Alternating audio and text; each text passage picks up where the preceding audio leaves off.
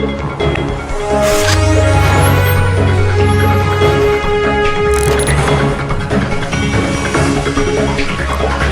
नजरें, सच्ची खबरें। नमस्कार। आपको बताना चाहेंगे कि इस देश में संस्थाएं बनती हैं, संस्थाओं के प्रेसिडेंट भी बनते हैं। कुछ संस्थाएं तो कुछ दिन बाद ही बैठ जाती हैं। कुछ संस्थाओं के प्रेसिडेंट सिर्फ मात्र अपने हितों के लिए काम करते हैं, क्योंकि उन्हें उन लोगों की परवाह नहीं होती जिन्होंने उनको न जाने किन सोचों के आधार पर अपना प्रधान चुना होता है। लेकिन आज हमारा सौभाग्य है कि हमारे स्टूडियो में एक ऐसे संस्था के प्रधान आए हैं जिन्होंने अपनी संस्था को तो लेकर ऊंचाइयों तक गए ही हैं, लेकिन जिस संस्था के नाम से वो जुड़े थे उस संस्था के आधार पर उन्होंने सैकड़ों नहीं, हज़ारों नहीं, वरन लाखों बच्चों को एक शिक्षा का एक नया ऐसा रास्ता दिखाया है जिस रास्ते के दिखाने के बारे में शायद ना या तो किसी ने सोचा ही नहीं था, और अगर सोचा भी था तो उन्होंने ये सोचा होगा कि अगर हम इस बारे में कदम उठाएंगे तो हो सकता है जिन लोगों ने हमें प्रधान बनाया हमारी प्रधानगी जाती रहे। लेकिन आज हमारे बीच में जो शख्सियत मौजूद हैं उन्होंने अपने पद की परवाह नहीं की, लेकिन उन्होंने ये परवाह की कि जिन लोगों ने उनको इतनी बड़ी जिम्मेदारी सौंपी है वो उनके बारे में, उनके भले के बारे में आखिर क्या करें। तो हम स्वागत करते हैं अपने स्टूडियो में निसा के प्रदेश अध्यक्ष कुलभूषण शर्मा जी का। ये मतलब किसी पहचान के मोहताज नहीं है, क्योंकि इनको भले ही ये हरियाणा के संस्था के प्रेसिडेंट है, लेकिन मुझे लगता है हमारी भी कई दफ़ा इनसे बात होती है तो महीने में मेरा ख्याल 20 दिन ही अम्बाला से बाहर ही रहते हैं, क्योंकि बाहर के भी लोग जिन्होंने अपनी संस्थाएं बनाई हुई हैं वो इनसे सलाह लेते हैं, क्योंकि वो देखते हैं कि इन्हीं के आधार पर, इनकी सोच के आधार पर मात्र हरियाणा वासियों को ही बच्चों का फ़ायदा नहीं हुआ है, देश के बच्चों का। देश के साथ साथ आपको बताना चाहेंगे कि भाई विदेश में भी इनको पिछले दिनों सम्मानित किया गया था, तो आज हमारे बीच में है।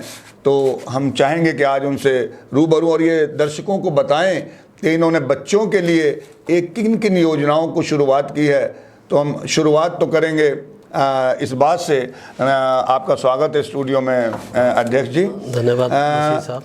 अब देखिए, अभी फ़िलहाल का जो ज्वलंत मुद्दा चल रहा है वो मुद्दा ये चल रहा है कि सरकार ने लॉकडाउन लगाया हुआ था, स्कूल काफ़ी समय से बंद थे, काफ़ी खींचतान रही स्कूलों के इस बारे में भी लेके कि भाई सरकार ने ये आदेश दे दिए थे कि भाई फ़ीस जो है वो 1 महीने से ऊपर नहीं ली जानी।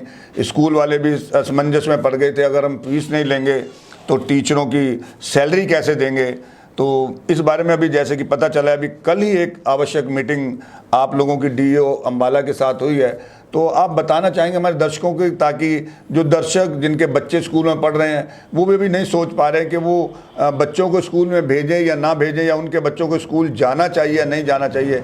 आज भी बारे में थोड़ा दर्शकों को बताएं कि सरकार जो निर्णय लेने जा रही है वो निर्णय सरकार का कहाँ तक उचित है, और जो स्कूल सोच रहे हैं उनकी सोच कहाँ तक उचित है।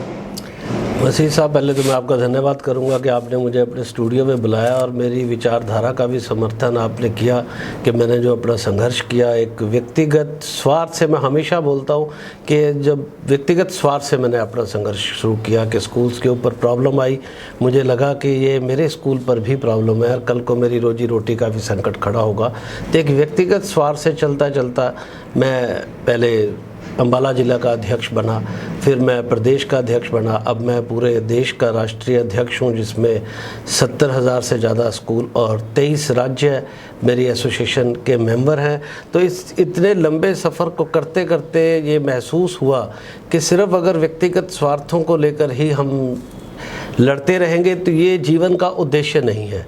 क्योंकि हम लोगों ने जो स्कूल खोले हैं, स्कूल खोलने का मैं आप साथियों को कहता हूँ सबसे पहले हमारा एक मिशन और एक विज़न होना चाहिए कि हम क्यों स्कूल खोल रहे हैं, क्या मिशन है, क्या विज़न है। तो ये इस लंबे सफ़र में मुझे एहसास हुआ कि हमने स्कूल खोले हैं देश के, प्रदेश के बच्चों के लिए कि उनको एक अच्छी गुणात्मक शिक्षा मिले, और जिस भावना से वो हमारे पास आ रहे हैं वो इस भावना से आते हैं कि ये स्कूल मेरे सारे उद्देश्यों की पूर्ति करेगा और मेरे बच्चे को एक सफल नागरिक बनाएगा, एक एक्टिव नागरिक बनाएगा, एक अलर्ट और इन्फॉर्म्ड सिटीजन बनाएगा, जिससे वो 21वीं सेंचुरी का एक नागरिक बनकर ना केवल अपने जीवन यापन को बेहतर तरीके से कर सके बल्कि जीवन को अच्छी तरीके से जी भी सके।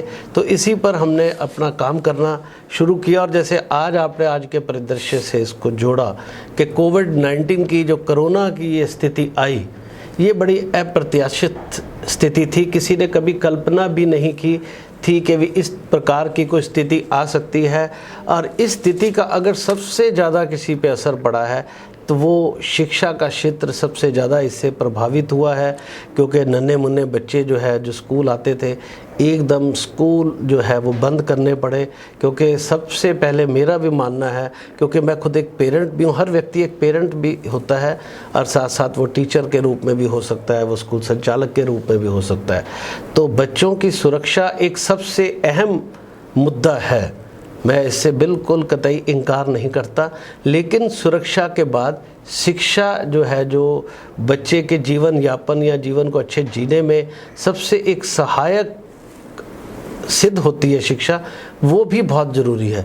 तो ऐसी परिस्थितियों में किस प्रकार से बच्चों को सुरक्षित रखते हुए उनको शिक्षा के साथ भी जोड़े रखना, क्योंकि कोरोना की जो बात हो रही है तो जितने विशेषज्ञ इस बात को कह रहे हैं, आप देख रहे होंगे, वो कह रहे हैं कि शायद हमें कोरोना के साथ जीना पड़े, साल 2 साल 3 साल। अभी तक कोई इसमें निश्चित बात सामने नहीं आई है कि कितनी देर बाद इसकी वैक्सीन निकलेगी और आगे का जीवन शैली कैसे होगी, ये बहुत बदलने वाली है। ज़्यादातर लोग ये कह रहे हैं कि हमें शायद कोरोना के साथ जीना पड़े। तो कोरोना के साथ ही बच्चों की शिक्षा भी प्रभावित ना हो और उनकी सुरक्षा, मैं साफ कहता हूँ, बहुत अहम मुद्दा है। तो इन दोनों से आज अच्छा है कि हम इस पे चर्चा करेंगे और अभिभावक भी इसको बहुत सकारात्मक रूप में ले। सिर्फ इस बात से अभिभावक ले लेते हैं कि स्कूल वाले को अपने फीस की पड़ी है, ये बड़े छोटे से शब्द हम बोल देते हैं, स्कूल वाले को फीस की पड़ी है। देखो, स्कूल के साथ जो अभी तक का स्ट्रक्चर स्कूल का था उस पर बड़ा सही तरीके से काम चल रहा था, शिक्षक भी उस पर जुड़े हुए हैं, बस ड्राइवर्स भी, कंडक्टर, जैसे हमारी जीवन शैली थी, तो एकदम उन पर भी प्रभाव पड़ा है। तो जो भी हमारी चर्चा होनी चाहिए, हम जो भी बात करें, वो शिक्षा के साथ भी, टीचर्स को लेकर भी, और आगे शिक्षा का क्या रूप होना चाहिए उस सब को लेकर सकारात्मक बात होनी चाहिए, जिसके बच्चों की भी शिक्षा प्रभावित ना हो और जो लोग इससे जुड़े हुए, खासकर ज़्यादातर शिक्षक, उनकी भी रोजी रोटी या उनके जीवन यापन पर भी इसका असर ना पड़े। तो इस तरीके के आज स्थिति, कल जो सभी डीओज ने मिलकर जो बात की, तो पूरे देश में ये चर्चा चल रही है कि हर ज़िले में शिक्षा अधिकारी बैठकर एक कमेटी बनाए और उस कमेटी में पत्रकार भी हैं, अभिभावक भी हैं, शिक्षक भी हैं, स्कूल संचालक भी हैं, कि सब मिलकर ये मंथन करें कि शिक्षा को किस तरीके से जारी रखा जा सकता है ताकि बच्चे प्रभावित ना हो और उनकी सुरक्षा भी प्रभावित ना हो। तो कल सारी ये बातें उस पर चर्चा हुई और हमने अपने सारे सुझाव, और बिल्कुल हमने निष्पक्ष सुझाव दिए, जिससे जो है बच्चों की सुरक्षा और शिक्षा दोनों पर असर ना पड़े। हमने कल वो अपने सुझाव जो है प्रेषित किए हैं। आपने बहुत बड़ी बात कही कि शिक्षा भी ज़रूरी है और सुरक्षा भी ज़रूरी है। शिक्षा इसलिए ज़रूरी है कि अगर शिक्षा ही नहीं होगी तो बच्चा आगे चलकर क्या बनेगा, और अगर सुरक्षा ही नहीं होगी तो शिक्षा का क्या फ़ायदा होगा। तो कल की मीटिंग में क्या सरकारी अधिकारियों ने आपको, स्कूल वालों को, मैनेजमेंट को क्या ये आश्वासन दिया है कि अगर स्कूल खुलते हैं और बच्चे स्कूलों में आते हैं तो उनकी सुरक्षा का ध्यान सरकार कहाँ तक रख पाएगी? इस बारे में कुछ सरकार ने कोई आश्वासन दिया है? सरकार ने अभी सुझाव मांगे हैं, कोई आश्वासन नहीं दिया है। हमने अपनी तरफ से ये सुझाव दिए हैं, क्योंकि प्रदेश में अलग अलग प्रकार के स्कूल हैं, छोटे से लेकर बड़े स्कूल हैं। और दूसरा, इस समय जो स्थिति आप देख रहे होंगे कि अदालतों में मुकदमे चल रहे हैं, पेरेंट्स और स्कूल संचालक जिनका एक बहुत अच्छा रिलेशन था, आज क्योंकि अनिश्चितता का माहौल बना हुआ है, अभिभावक को भी ये लग रहा है कि कब तक कोरोना की स्थिति रहेगी, कब तक उन पर भी आर्थिक प्रभाव रहेगा। तो उनको, बहुत सारे अभिभावकों को लग रहा है कि अगर स्कूल की फ़ीस इस समय उनको उचित नहीं लग रही देनी, तो इन सारी स्थितियों को मद्देनज़र रख के सरकार ने ये सुझाव मांगे थे कि अगर स्कूल उस पर सोशल डिस्टेंसिंग को ध्यान में रखकर खोले जाते हैं तो आपके क्या सुझाव है कि किस प्रकार से रूप होना चाहिए, सरकार का क्या रोल होना चाहिए, स्कूल संचालक क्या समझते हैं, अभिभावक क्या समझते हैं, मीडिया एक निष्पक्ष रूप से क्या समझता है और प्रिंसिपल क्या समझता है। तो सब ने अपनी अपनी राय दी उसमें अंदर।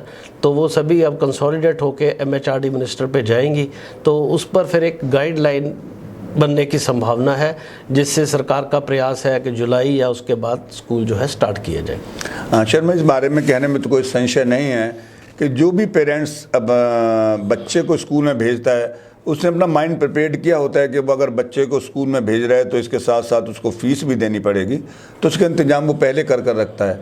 और शायद ही कोई माँ बाप ऐसा होगा कि जो बिल्कुल नहीं दे सकते फीस, उनके लिए तो सरकार ने भी योजनाएं बनाई हुई हैं और कई स्कूल उनको फीस माफ़ी भी करते हैं। तो मैं सिर्फ ये जानना चाहूँगा, जैसे कुछ अभिभावकों का कहना ये है कि फ़ीस तो एक जायज़ चीज़ है और स्कूल को लेनी भी चाहिए और उन्हें देनी भी चाहिए, लेकिन वो कई बार ये कुछ पेरेंट्स ये कहते हैं कि भाई जो रजिस्ट्रेशन फ़ीस है वो हर साल में जब बच्चा उस स्कूल में पढ़ रहा है तो क्या उसका लेना किस लिए अनिवार्य है, जो हर साल स्कूल हर बच्चे से दोबारा से फिर उसकी फ़ीस लेता है। देखो, रजिस्ट्रेशन फ़ीस का अगर आप नाम लें तो वो लीगली एक बार व्यक्ति लेता है, और जहाँ एडमिशन फ़ीस की बात है वो फर्स्ट क्लास में जो रूल्स कहते हैं उसके बाद आप 6th में ले सकते हैं, फिर आप 9th में ले सकते हैं, फिर 11th में ले सकते हैं। ऐसा सिस्टम है कानून का। लेकिन एडमिशन फ़ीस भी मोस्टली स्कूल एक बार लेते हैं। ये थोड़ा सा जो अभिभावकों के बीच में जाता है कि कुछ फंड स्कूल लेते हैं या एनुअल चार्ज लेते हैं, उसका थोड़ा अभिभावकों को ऐतराज़ रहता है। उसकी बातें उठती हैं जो कुछ स्कूल लेते हैं। ये फंड्स भी इसलिए लिए जाते हैं कि डे बाय डे एजुकेशन में भी बहुत चेंज आ रहा है। आज एक से एक टेक्नोलॉजी एजुकेशन में इंट्रोड्यूस हो रही है, और आप पूरे विश्व के सीन को अगर देखें तो हमारे बच्चे को compete करना है पूरे विश्व के साथ। और एजुकेशन में अभी भी हिंदुस्तान टेक्नोलॉजी वाइज देखिए, आज जब ये संकट आया कोरोना का, तो विदेशों में अभी भी हर बच्चे के पास लैपटॉप उपलब्ध है। हमारे यहाँ पर ये आ रहा है कि बच्चों के पास मोबाइल ही उपलब्ध नहीं है जब ऑनलाइन पढ़ाई की बात आ रही है। जबकि मोबाइल पे ये भी सवाल आ रहे हैं कि उनकी आंखों में स्ट्रेस पड़ रहा है, तो उससे बेहतर टैब ऑप्शन है, उसके बाद लैपटॉप ऑप्शन है, तो वो भी चीज़ें अभी समझ लें। तो आज जो अभिभावक और स्कूल संचालक आपस में एक दूसरे पे ब्लेम कर रहे हैं कि वो एनुअल फंड ले रहे हैं, एनुअल चार्जेस ले रहे हैं या फलां एक्सपेंसेस ज़्यादा ले रहे हैं, वो सारा मसला ख़त्म हो सकता है। उसकी जड़ में पॉलिसी ही इसका एक कारण है, और किसी की पॉलिसी जो है वो ही मूल कारण होती है उसकी झगड़े की भी और उसके उपचार की भी। अगर इस पे उपचार आप विदेशों की नीतियाँ देखें तो वहाँ पर एजुकेशन ज़्यादातर गवर्नमेंट फंडेड है लोगों के ऊपर। इसलिए आप देखें विदेशों में ऐसा झगड़ा नहीं है, स्कूल की फ़ीस को लेकर झगड़ा नहीं है। ये झगड़ा वहाँ पर ज़रूर हो रहा है कि बच्चे स्कूल आएँ सेफ़ हों या ना हो, क्योंकि बच्चों की सुरक्षा मैंने कहा कि बहुत अहम है और दूसरी शिक्षा भी अहम है। तो वहाँ पर स्कूल आने की समस्या हो रही है। कहीं आपने फ़ीस का मामला नहीं सुना होगा, इज़राइल का मामला आया, ब्रिटेन का मामला आया, कनाडा का मामला, किसी भी कंट्री का आप देखें आपको इस तरह का झगड़ा नहीं दिख रहा। सिर्फ हिंदुस्तान भी क्यों दिख रहा है? क्योंकि यहाँ एजुकेशन जो है गवर्नमेंट गाइडेड है, यहाँ गवर्नमेंट गाइड कर रही है। गवर्नमेंट स्कूल का जो बच्चा है उसका तो पूरा खर्चा सरकार दे रही है। तो अभिभावक एक बात समझे कि क्या गवर्नमेंट स्कूल में पढ़ने वाले पेरेंट्स लड़ रहे हैं फ़ीस को लेकर? नहीं लड़ रहे ना, क्योंकि उनकी फ़ीस जो है सरकार इनडायरेक्टली पे कर रही है। लेकिन लोग ये समझते हैं कि गवर्नमेंट स्कूल फ्री है, जबकि गवर्नमेंट स्कूल में प्रति बच्चा जो खर्च है वो बजट प्राइवेट स्कूलों से 6 से 8-10 गुना महंगा होता है। लेकिन इनडायरेक्टली वहाँ पर गवर्नमेंट पैसा दे रही है, जो आपसे टैक्सेस ले रही है, उससे सारे खर्चे, टीचर्स की सैलरी, अदरवाइज सभी अभिभावक जो आपके श्रोता है वो बताएं कि सरकारी अध्यापकों को सैलरी कहाँ से मिलती है। तो वहाँ पर ना टीचर्स का कोई डिस्प्यूट आ रहा है, ना बच्चे का, ना पेरेंट का। लेकिन जहाँ पर गवर्नमेंट बच्चे को सपोर्ट ही नहीं कर रही वो है प्राइवेट सेक्टर। 60% बच्चे हिंदुस्तान के गवर्नमेंट स्कूल में पढ़ रहे हैं, 40% बच्चे मसीह साहब प्राइवेट स्कूलों में पढ़ते हैं। उनमें बहुत से बच्चे जो हैं वो राइट टू एजुकेशन में पढ़ रहे हैं हिंदुस्तान में, और हरियाणा में 134 में फ्री एजुकेशन ले रहे हैं। ऐसे बहुत सारे 2-2.5 करोड़ गवर्नमेंट एम्प्लॉइज़ भी हैं, सेंट्रल, स्टेट, दूसरे, जिनको अपने बच्चों को प्राइवेट स्कूल में पढ़ने का अलाउंस मिल रहा है। आज वो भी प्राइवेट स्कूलों को फीस नहीं दे रहे, लेकिन उनके लिए ये इशू नहीं है क्योंकि उनको सरकार सपोर्ट कर रही है। ये जो बिल्कुल अवॉइडेड क्षेत्र है जिसको सपोर्ट नहीं हो रही है, ये 20% और 25% का क्षेत्र है अनऑर्गेनाइज, जो प्राइवेट सर्कल में काम करते हैं, रिक्शा चलाते हैं, मजदूरी करते हैं और जो प्राइवेट सेक्टर में काम करते हैं, इनको गवर्नमेंट कहीं फंड नहीं करती। अगर गवर्नमेंट फंडेड एजुकेशन हो जाए और हर व्यक्ति को एजुकेशन अलाउंस मिले, जो हमने बात की है, जैसे विदेशों में मिलता है, तो शायद ये झगड़ा ही नहीं होता। अब झगड़ा किस चीज़ का होता कि बच्चे ने स्कूल आना है या ऑनलाइन एजुकेशन लेनी है। लेकिन ये सारा इस मसले की ये नीति की वजह से आज हिंदुस्तान की पूरी शिक्षा प्रभावित हो रही है। मैं आपके चैनल के माध्यम से जो लोग सुन रहे हैं इसको, मैं उनसे ज़रूर गुजारिश करना चाहता हूँ कि आप इस नीति को समझें कि झगड़ा क्यों है और इस नीति को बदलवाने की ज़रूरत है। आप लोगों का हक है सरकार से, अगर गवर्नमेंट स्कूल के बच्चे का हक है, आपने अगर अपनी मर्जी से दूसरे स्कूल को चूज़ कर लिया, किसी स्कूल को चुनने का हक भी अभिभावक का है, उसको आप फोर्स नहीं कर सकते कि आप गरीब हैं, नहीं आप यहाँ जाए। वो इस देश का नागरिक है, हर उसमें उसका हक है, उसको एजुकेशन अलाउंस मिलना चाहिए, उसको शिक्षा भत्ता मिलना चाहिए जैसे विदेशों में मिलते हैं, और उसको हक मिलना चाहिए कि वो अपनी मर्जी का स्कूल चुने। और जो हिंदुस्तान के अंदर 96.4% स्कूल ऐसे हैं कि अगर गवर्नमेंट 3,000 रुपया प्रति माह दे दे तो वो अम्बाला के तो कोई 1-2 स्कूल छोड़कर सारे के सारे उनकी रेंज में आएंगे। सारे के सारे बजट प्राइवेट स्कूल है, जो मैंने इनका कैलकुलेशन किया हुआ है। आज आपने चैनल के माध्यम से एक प्राइवेट स्कूल वालों पर लगे कि बहुत बड़े बदनामी के दाग को तो ये बताकर धो दिया कि भाई जो लोग ये कहते हैं बार बार कि प्राइवेट स्कूलों में इतनी ज़्यादा फीसें लेते हैं, सरकारी स्कूलों में फ्री पढ़ाया जाता है, लेकिन आपने अभी एक बहुत बड़ा खुलासा किया है कि प्राइवेट स्कूल के बच्चों से जो फीस ली जाती है और सरकार जो टैक्स के रूप में हमसे वो पैसा वसूल करती है जो वो अपने सरकारी स्कूलों में बच्चों को फ्री करके करती है, तो इस हिसाब से तो हम कहेंगे प्राइवेट स्कूल वालों ने सरकार से भी अच्छा काम किया हुआ है। और सरकार इस बात को जोर देती है कि भाई बच्चों को सरकारी स्कूल में पढ़ाओ, प्राइवेट स्कूलों में ना पढ़ाओ। तो ये कहाँ तक माना जा सकता है अध्यक्ष जी के क्या सरकारी स्कूलों में प्राइवेट स्कूलों से अच्छी शिक्षा मिल सकती है या दी जा सकती है? देखो, शिक्षा एक चीज़ है, सुविधा अलग चीज़ है। मैं बहुत ये स्पष्ट आपको बताऊं कि शिक्षा तो आपको एक पेड़ के नीचे भी मिल सकती है, कमरे भी। अभिभावक कई बार किसी बहुत अच्छे स्कूल में डालते हैं, एसी बस में जाते हैं, कहते हैं मेरा बहुत शिक्षा पे खर्च हो गया। अगर आप एयर कंडीशन बस में जा रहे हैं, वो आप सुविधा ले रहे हैं, वो शिक्षा पे खर्च नहीं है। अगर आप किसी ऐसे स्कूल 5 स्टार स्कूल में डालते हैं जहाँ पर टॉयलेट एयर कंडीशनड है, मिनरल वाटर्स हैं, मार्बल लगा हुआ, तो आप सुविधा ले रहे हैं। शिक्षा का जो खर्च है वो अगर ये सुविधाओं में जनता ना पड़े तो प्राइवेट स्कूल में और भी मिनिमम हो सकता है। जहाँ तक आप सरकारी स्कूल में शिक्षा की बात कहते हैं कि क्या वहाँ भी शिक्षा सही हो सकती है, आप कहे था शिक्षा कहीं भी सही हो सकती है। मैंने कभी आलोचना सरकारी स्कूलों के टीचर्स की नहीं की, मैंने हमेशा रिस्पेक्ट की है टीचर को। मैंने पीछे भी एक सम्मेलन में यूपी में था, योगी जी उसके चीफ गेस्ट थे, सरकारी सम्मेलन था, मैंने वहाँ पर कहा कि सबसे पहले शिक्षकों का आप सम्मान लौटा दीजिए। आज क्या है कि शिक्षक राजगुरु बन के रह गया, जबकि शिक्षक राष्ट्रगुरु होना चाहिए। लोग इसकी परिभाषा को समझे अगर, कि पहले शिक्षक राष्ट्रगुरु था, आज भी कहते हैं शिक्षक को राष्ट्रगुरु कहते हैं, लेकिन उसको राजगुरु बना दिया गया। राजगुरु बनाकर उसका सम्मान जो है जो उससे छीन लिया गया। टीचर को अगर उसकी ऑटोनॉमी दे दे, स्वायत्ता दे दे, जैसे हमारे पूर्व के कालों में हुआ करता था, जो ऋषि लोग हमारे टीचर हुआ करते थे, उनकी पूरी स्वायत्ता थी और पूरा सम्मान था। जब आप स्वायत्ता और सम्मान देंगे तो बेहतर शिक्षा सरकारी स्कूलों में भी मिलेगी। लेकिन मेरा एक बात और भी कहना है कि हम सरकारीकरण के ही अकेले पक्ष में क्यों जाएं? क्यों ना गुणात्मक जो है प्रतिस्पर्धा भी रहे। शिक्षा के लिए आज के समय में मॉडर्न युग में गुणात्मक प्रतिस्पर्धा और पेरेंट्स के पास चॉइस होना बहुत ज़रूरी है। अगर आपके पास चॉइस होगी, आप 3 आपके पास विकल्प हैं, आप जब एक विकल्प अच्छा नहीं है, जब दूसरे को चुनने का अधिकार होगा तो जो दूसरा स्कूल होगा ऑटोमेटिक उसको आपके पैरामीटर के अनुसार काम करना पड़ेगा, अपनी गुणवत्ता को बढ़ानी पड़ेगी, अदरवाइज़ वो मार्केट से बाहर आ जाएगा।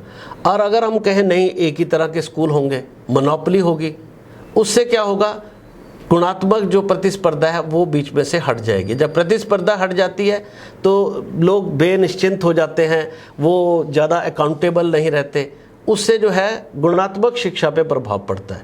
तो सरकारी स्कूल भी, सरकार को ये चाहिए कि दोनों एक दूसरे के सकारात्मक प्रतिद्वंदी रहें, सहयोगी भी रहे, सकारात्मक प्रतिद्वंदी भी रहे, और चॉइस का जो हक है वो पब्लिक के पास हो, वो चूज़ करे, राइट उसके हो, उसकी जेब में, पॉकेट में फाइनेंशियल फ्रीडम हो कि उसको किस स्कूल को चुनना है।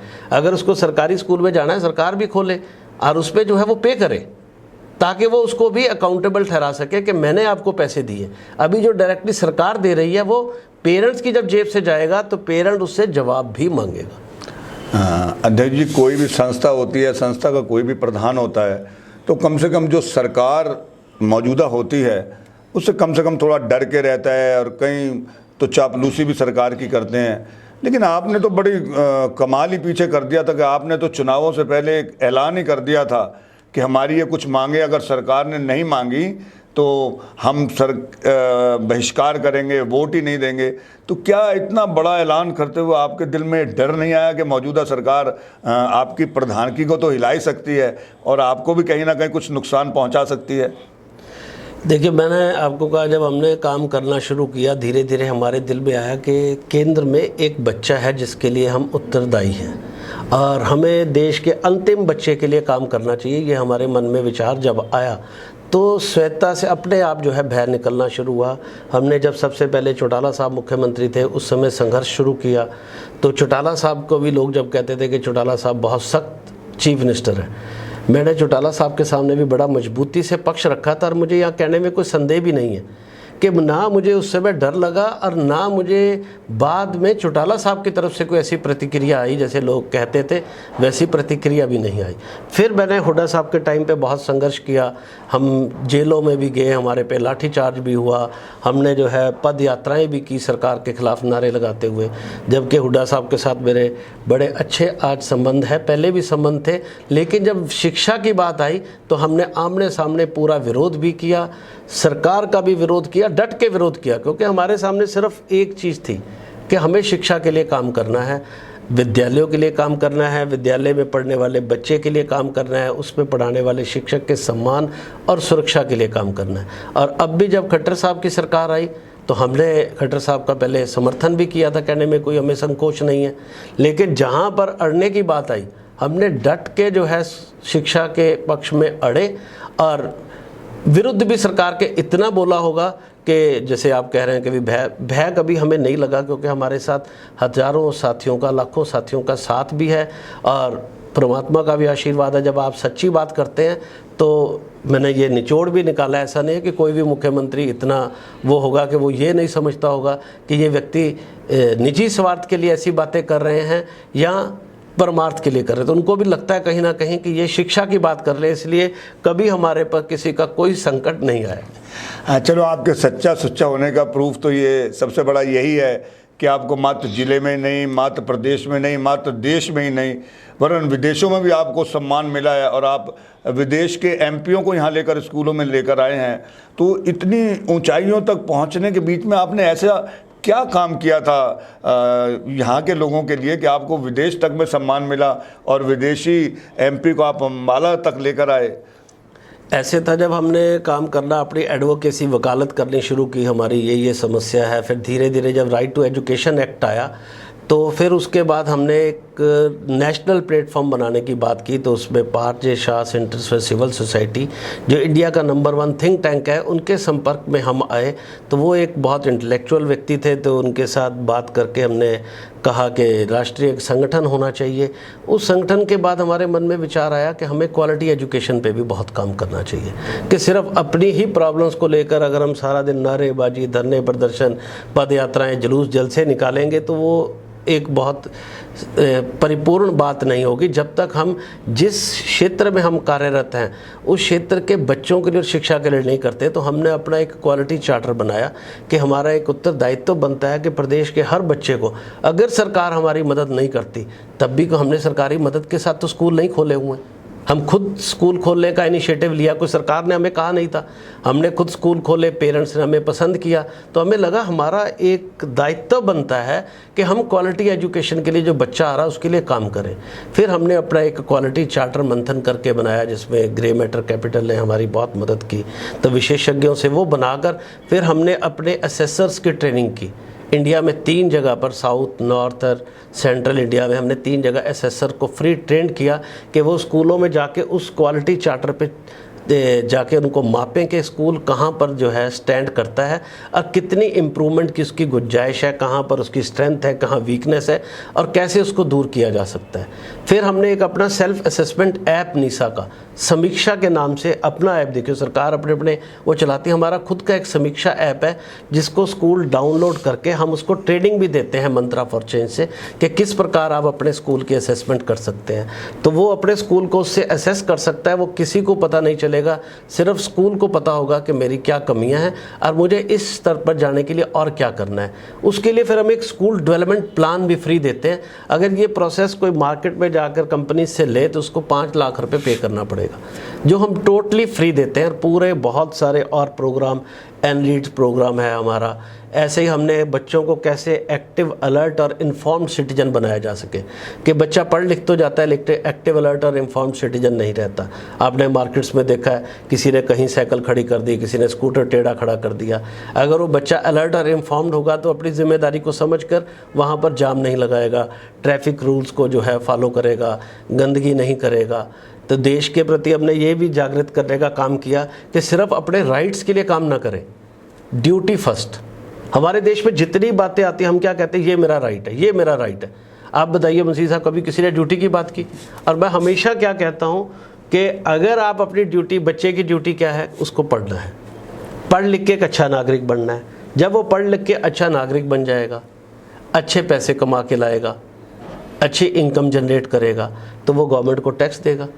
जब वो टैक्स देगा, ज़्यादा से ज़्यादा लोग अच्छे बनेंगे, टैक्सेस गवर्नमेंट पे ज़्यादा आएंगे, आपकी रोड्स ऑटोमेटिक सही होनी शुरू हो जाएंगी, आपकी स्ट्रीट लाइट भी लगेगी, आपकी सीवर भी लगेगी। लेकिन हम क्या चाहते हैं, हम कुछ करें ना और गवर्नमेंट से कहें कि हमारे को जो है एजुकेशन भी फ्री दे दो 134 में, और हमें जो है कार्ड भी, राशन भी फ्री दे दो, और उसके बाद हमारी सड़क भी बना दो, उसके बाद हमारे स्ट्रीट लाइट भी लगा दो। तो क्या हमें अपने ड्यूटीज़ पे काम नहीं करना चाहिए? तो नीसा ने इस ड्यूटीज़ पे भी देश अपना फाउंडेशन है, उसके साथ टाई अप करके स्कूल्स में क्लब बनानी शुरू की है। और सिविक्स का जो एक प्रोग्राम हम चलाते हैं टोटली फ्री, इस पर भी बहुत कॉस्ट आती है तो उसमें हम बच्चों की क्लब्स बनाकर उनको एक्टिव, अलर्ट और इन्फॉर्म्ड सिटीजन बनाने का भी हम काम नीसा के साथ कर रहे हैं। तो ये जब हमने सारे प्रोग्राम्स चलाए, इसके बाद मेरा एक जर्मनी की वर्कशॉप में भी सिलेक्शन हुआ जिसमें 18 कंट्रीज़ के लोग थे। उसमें साउथ अफ्रीका की मेंबर पार्लियामेंट थी, रोमानिया की मेंबर पार्लियामेंट थी, ऐसे यूएनओ के प्रतिनिधि थे, 18 कंट्रीज़ के। उसमें इंडिया की तरफ से मेरा भी सिलेक्शन हुआ और वो 12 दिन की हमारी वर्कशॉप थी जिसमें हमने अपने सारे प्रोग्राम्स बताए। तो आप मसीह साहब जान के आपको अच्छा लगेगा कि भारत का झंडा हमने बहुत बुलंद किया और हर एक ने कहा कि नीसा वाकई एक ऐसा ऑर्गेनाइजेशन है कि जो एक बहुत वंडरफुल काम करता है। जैसे लोगों को भी सुन के लगेगा कि नहीं तो एसोसिएशन सिर्फ कोई कहते हैं कि हमने जो फ़ीस बढ़ा दी इसके लिए काम करना है, हमारी फ़ीस और बढ़ने दो। तो इसके साथ साथ हमने ये बेटर काम भी हमारे पैरेलल, इन कामों से ज़्यादा ये काम चल रहे हैं, इस पर हमारा ज़्यादा फोकस है कि किस प्रकार हम एक्टिव, अलर्ट, इन्फॉर्म्ड सिटीजन बच्चे को बनाएं, उसको 21st सेंचुरी का बच्चा बनाएं और उसको जो लेटेस्ट टेक्नोलॉजीज़ कैसे उसको मिले। तो हम बड़ी बड़ी कंपनीज़ के साथ भी टाई अप करते रहते हैं कि कैसे छोटे स्कूल्स को फ्री में प्रोग्राम्स मिले, ऐसे एनजीओज़ के साथ भी बात करते रहते हैं। तो ये भी नीसा का एक बड़ा कार्यक्रम जिससे मुझे जर्मनी जाने का भी उससे मौका मिला। और पीछे यूनिसेफ ने भी हमें नीसा को बुलाकर हमारे साथ बात की। ऐसे मैं कैग को भी एड्रेस कर चुका हूँ कि क्या कि जितने इंडिया के ऑडिटर जनरल और उनके चीफ, उनके बीच में भी मैं पीएचडी चैम्बर ऑफ कॉमर्स को भी एड्रेस कर चुका हूँ, से कॉन्फेडरेशन ऑफ इंडियन इंडस्ट्रीज़ को 2 बार एड्रेस कर चुका हूँ, और बड़े बड़े जो भी इंडिया के संस्थान हैं उस पर हम अपना वक्तव्य और जो हम काम कर रहे हैं ये हम बता चुके हैं। अच्छा, मैं जो ऑनलाइन पढ़ाई शुरू हो गई है, बच्चों को भी करीब आदत सी पड़ भी चुकी है, अभिभावक भी इस बात से शायद खुश हैं या नहीं हैं, ये तो उनके भी हम व्यूज़ लेंगे। तो आप कहाँ तक मानते हैं कि बच्चे को सही शिक्षा क्या स्कूल ही जाके मिल सकती है, या अगर वो ऑनलाइन भी पढ़े तो उसको वही शिक्षा का स्तर वैसा का वैसा ही रह सकता है? देखो, आज की स्थिति है कि ऑनलाइन इस समय बेस्ट सल्यूशन है, क्योंकि कोरोना के डर से या छोटे बच्चों को लेकर एक भय है जो वो बिल्कुल अपनी जगह पर उचित है, बिल्कुल सही लोगों का।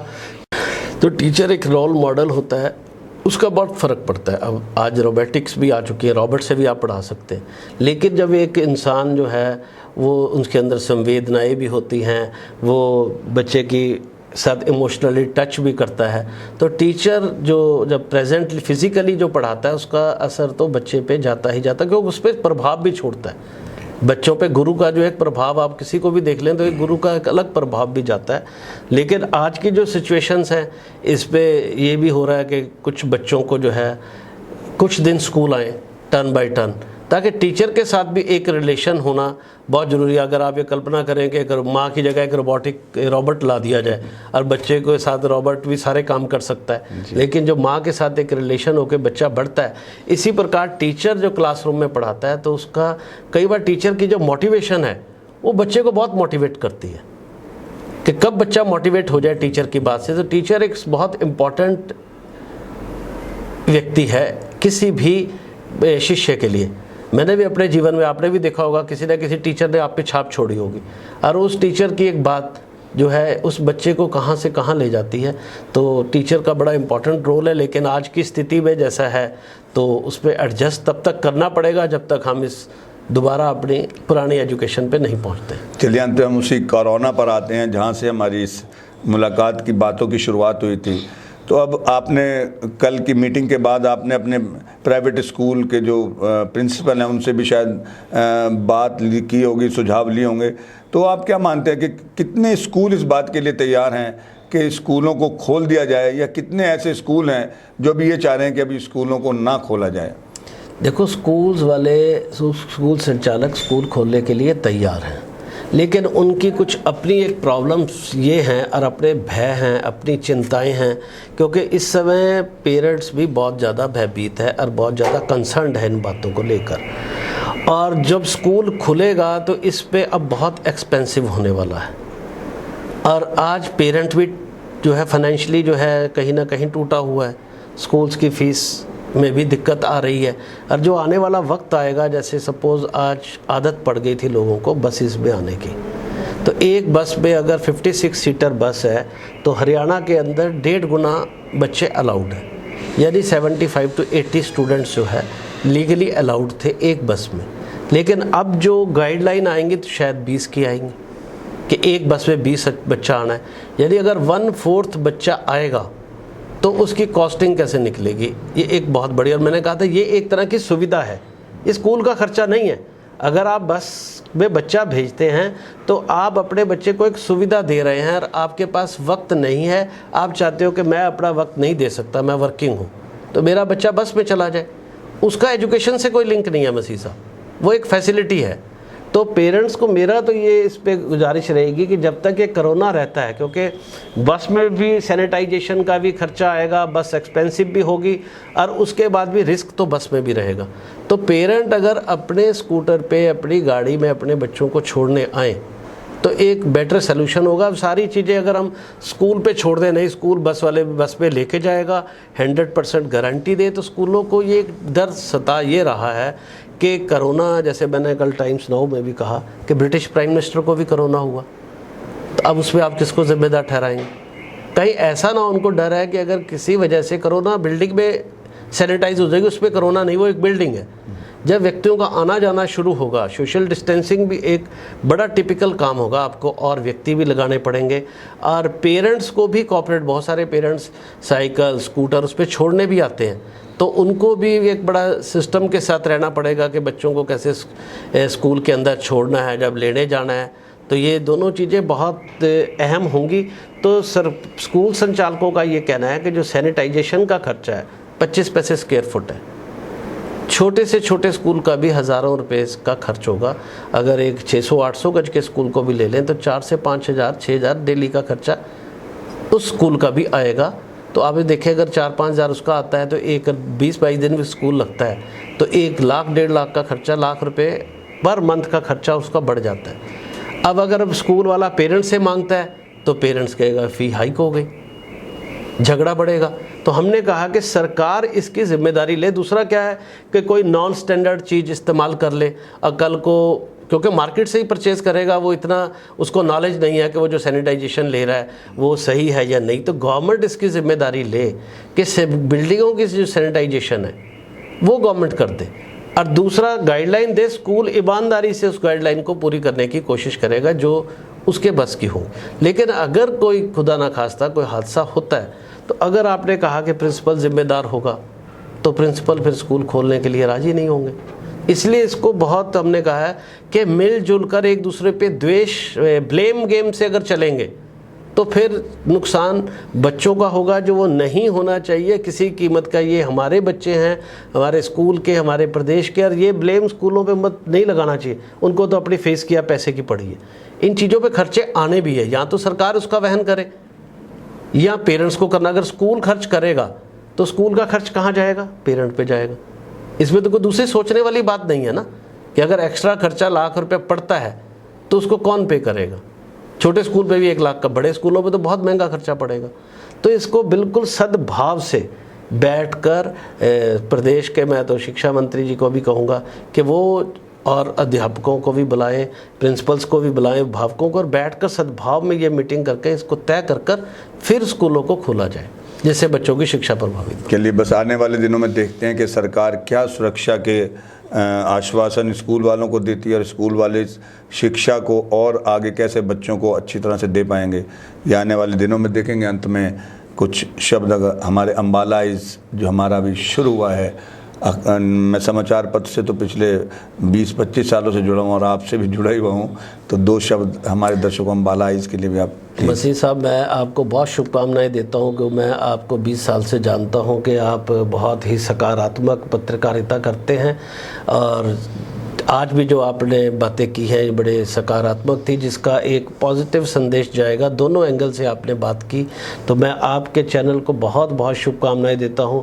कि मसीह मीडिया जो है, जो आपने चैनल अभी आप उद्घाटन भी करने जा रहे हैं अपने पूरे ऑफिस का, कि दिन दुनी रात चौगनी तरक्की करे और इसी प्रकार समाज में जो है सकारात्मक संदेश देते हुए पॉजिटिव पत्रकारिता का एक मिसाल साबित करे कि जिस प्रकार का आपका स्वभाव है, ताकि समाज में आपकी पत्रकारिता से और सुधार हो सके। धन्यवाद कुलभूषण शर्मा जी आपका हमारे स्टूडियो में आने के लिए। थैंक यू मुझे।